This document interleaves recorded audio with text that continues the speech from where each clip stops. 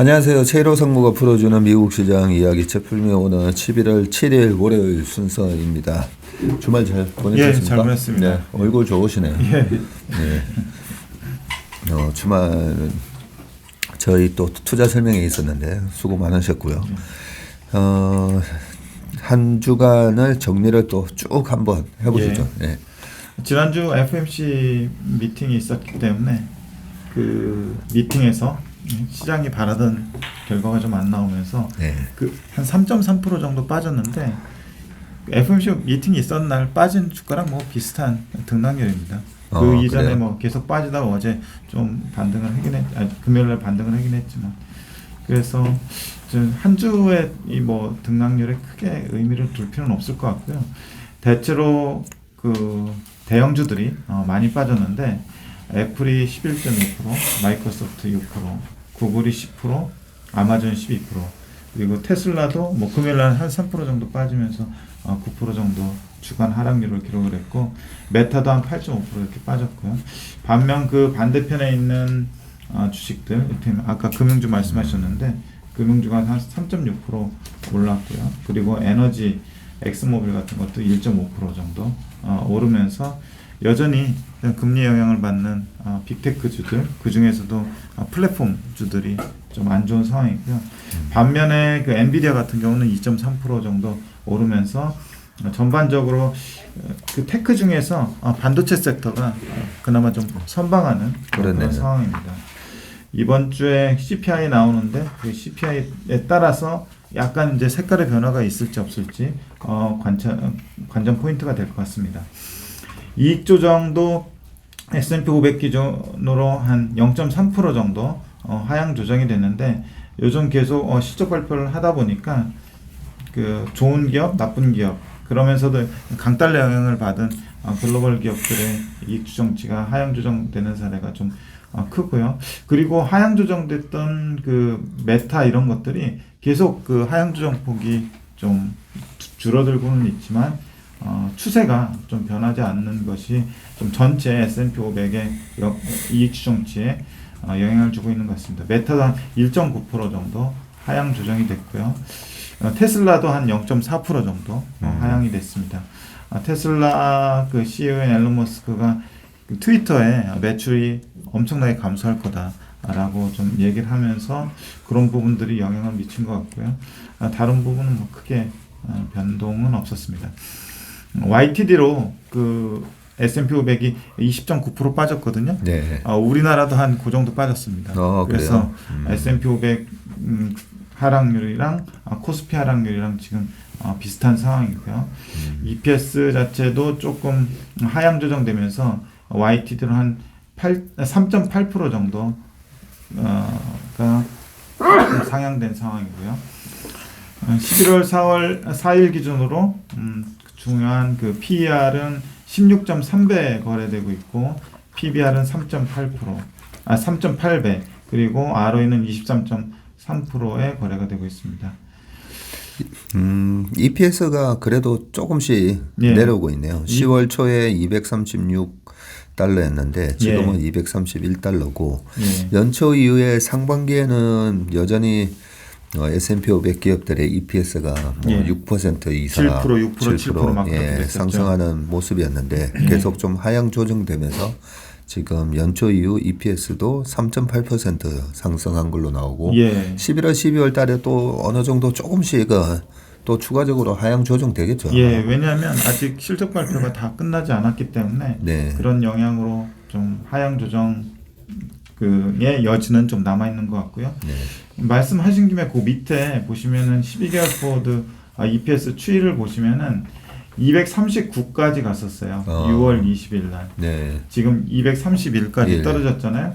그러면 한 3.4% 정도 고점 대비 하향 조정이 됐습니다. 이게 언제까지 뭐 어느 정도로 될지는 모르겠지만 말씀하신 대로 일단은 3분기 실적 발표가 마무리되는 시점까지는 좀 하향 조정의 여지가 남아 있다고 볼 수 있을 것 같고요. 이미 좀 하향 조정이 끝난 것들은 이제 좀 뭐 그 주가의 어떤 변동이나 이런 것들은 좀 적은 편이고요. 특히 반도체 같은 경우에 주요 기업 PER 보시면 좀 많이 내려왔는데 애플하고 마이크로소프트가 20배 초반, 21배, 뭐 22배 이 정도 기록을 하고 있고요. 구글이 14.1배 기록하고 있고 아마존하고 테슬라, 엔비디아가 30배 수준으로 거래가 되고 있습니다. 아마존이 33.7배, 테슬라가 38.2배, 엔비디아가 34배, 그리고 메타는 8.8배인데 이거는 크게 의미가 없을 것 같아요. 예. 계속 이익 추정치가 하향 조정되고 있는 상황이라서요.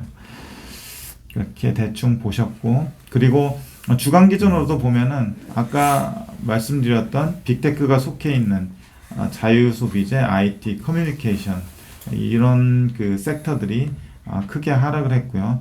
IT가 6.89%, 자유소비재가 마이너스 5.78%, 그리고 커뮤니케이션 7.44%가 하락을 했고, 아까 말씀드린 대로 IT 중에서 반도체는 선방, 그리고 유가가 좀 상승했기 때문에 에너지 섹터도 상승을 했고요. 그리고 또 요즘 에너지 섹터 기업들의 실적 발표가 양호하게 이어지면서 상승 모멘텀이 계속 이어지고 있는 상황입니다.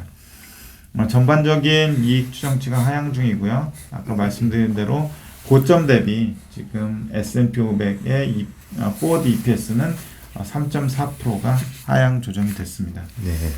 주식의 선행성으로 보면 EPS가 아까 3.3% 정도 예. 빠졌다고 말씀을 하셨고 S&P 500은 고점 대비해서 이번에 거의 뭐 28%나 빠졌다가 지금 21% 빠져 있는 상황이기 때문에 이익이 어느 정도 계속 감소할 부분에 대해서는 주가는 이제 좀 많이 미리 선반영을 좀 하고 있다. 뭐 이런 느낌이 좀 들고요. 필라델피아 반도체 지수도 최근에 이제 좀 강한 모습을 보이고 있는데 연초 대비 주가가 여전히 최근에 많이 좀 올라온 것처럼 보이지만 여전히 39% 지금 빠져 있는 상황이고요. EPS도 보면 연초 이후로 지금 14.9%나 하향 조정이 돼 있기 때문에 왜 이래 뭐 반도체는 요즘 왜 이렇게 강하지? 주가가 미리 선반영을 풀리 좀 반영을 하고 있기 때문이 아닌가 뭐 그런 생각이 좀 듭니다.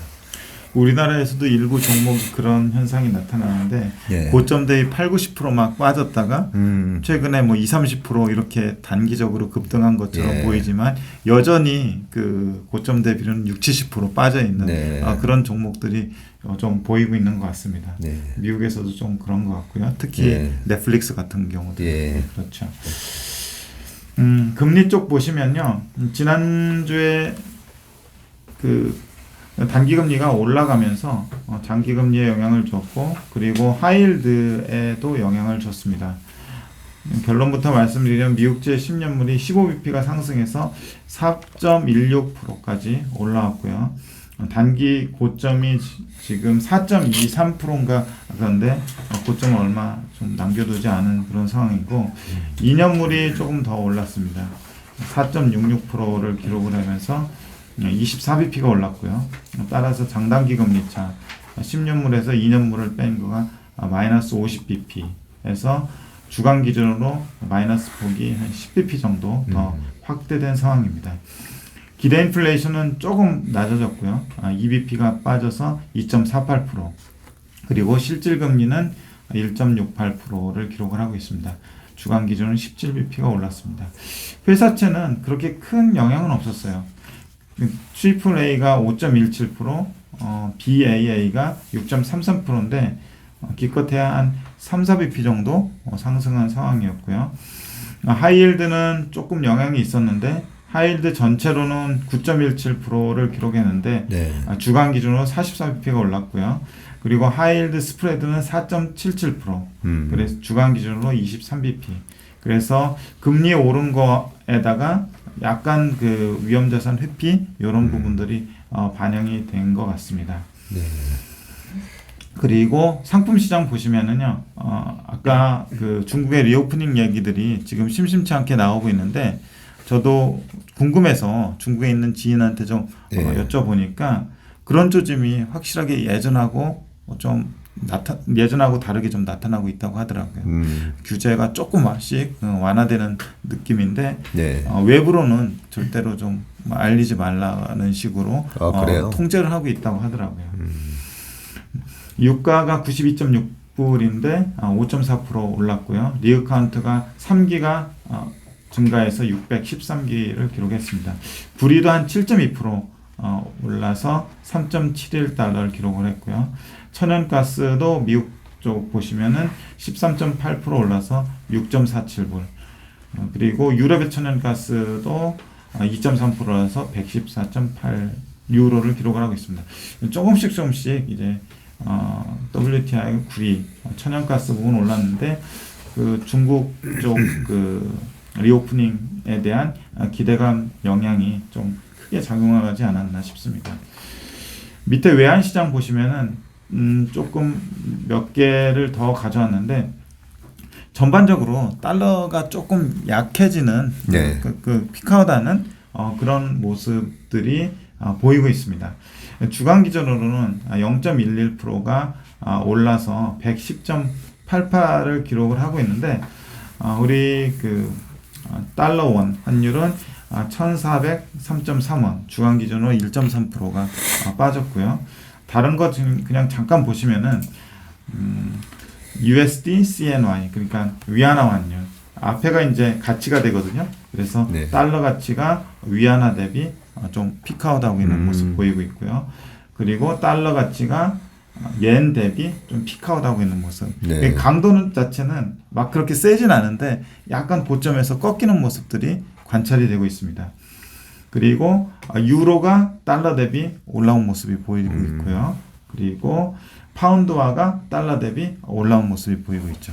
그래서 전체적으로 그 모든 통화 대비 달러가 초강세로 가다가 최근에 약간 좀 반전의 시그널이 좀 나타나고 있습니다. 예, 약간 한풀 꺾이는 모습인 것 같은데요. 예. 네. 그래서 이런 부분들이 미국 외 지역의 어떤 센티멘트나 또 미국 내 글로벌 기업들한테 조금 유리하게 작용하지 않을까. 만약 이 현상들이 계속 이어지게 된다면요. 그리고 한국 보시면은 코스피 밸류에이션하고 주요 기업 EPS 보시면은요.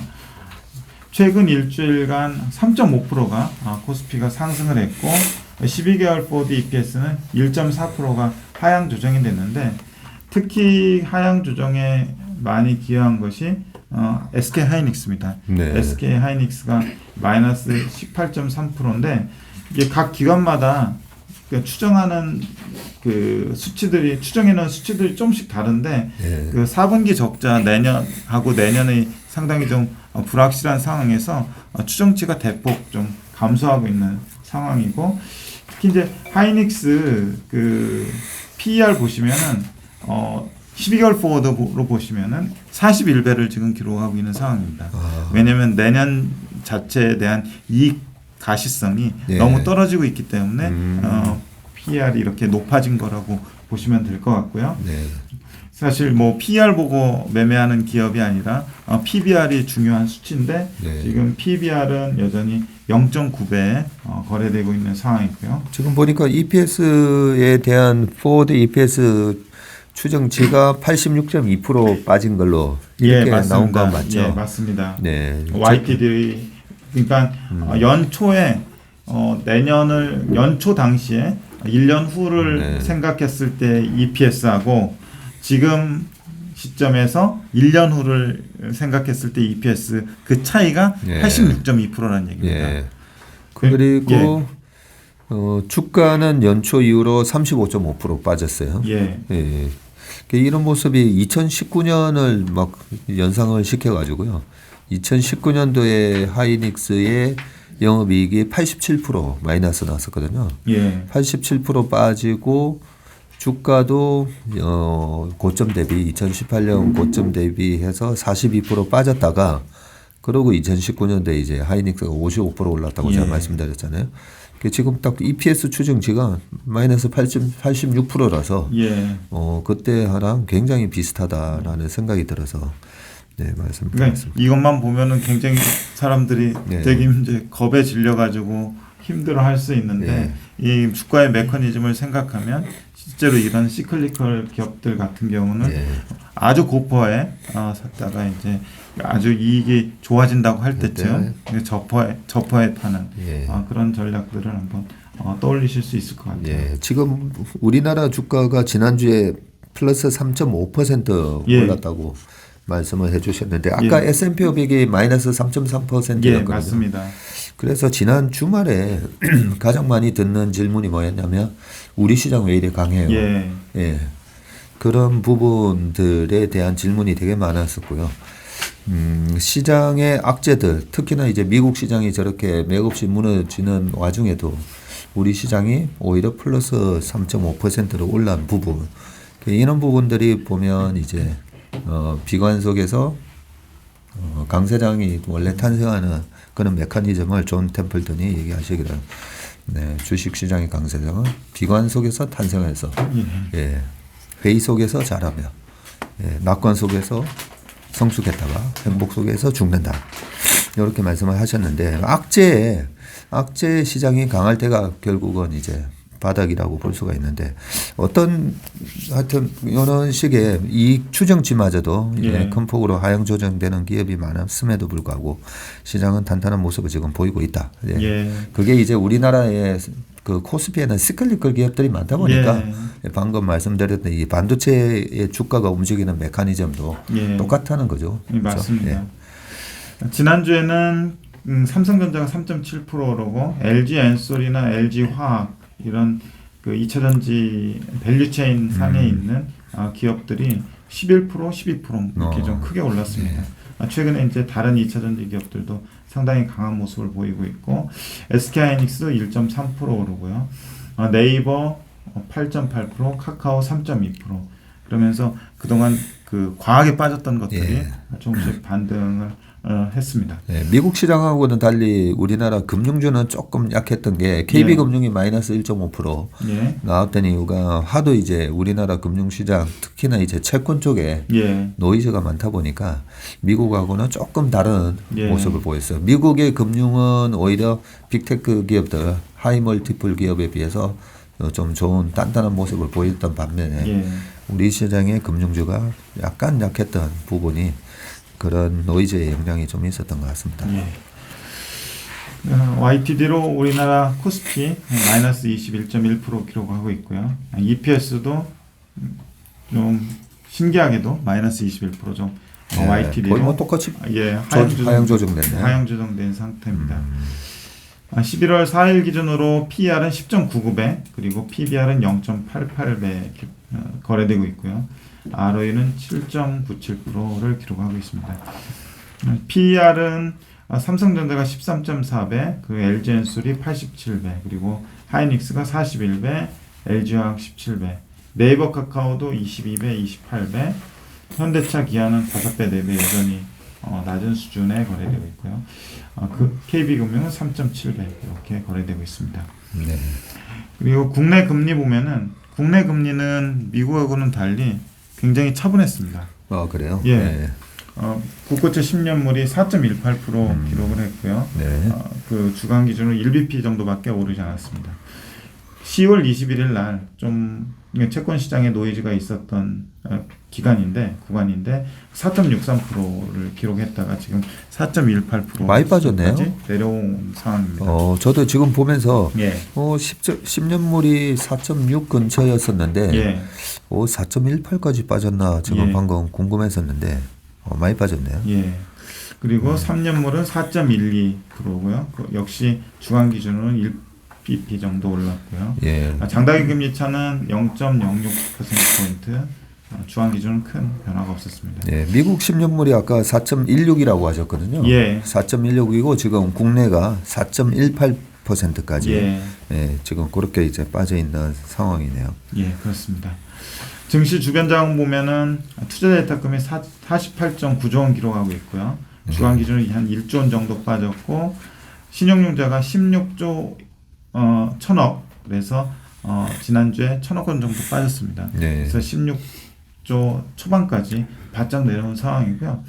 거래대금 13.4조 원 기록을 했고 거래소가 한 7.9조, 코스닥이 한 5.4조 이렇게 거래 대금이 기록이 되고 있습니다. 예, 예탁금도 한때는 뭐 거의 80조에 육박을 했다가 예. 지금 고객 예탁금이 49조 정도 예, 빠져 있고 많은 부분이 또 저기 정기예금 정기예금으로 그런 쪽으로 이제 많이 갔어요 보면. 예. 많이 이제 그 대비를 하고 계신 거죠. 예.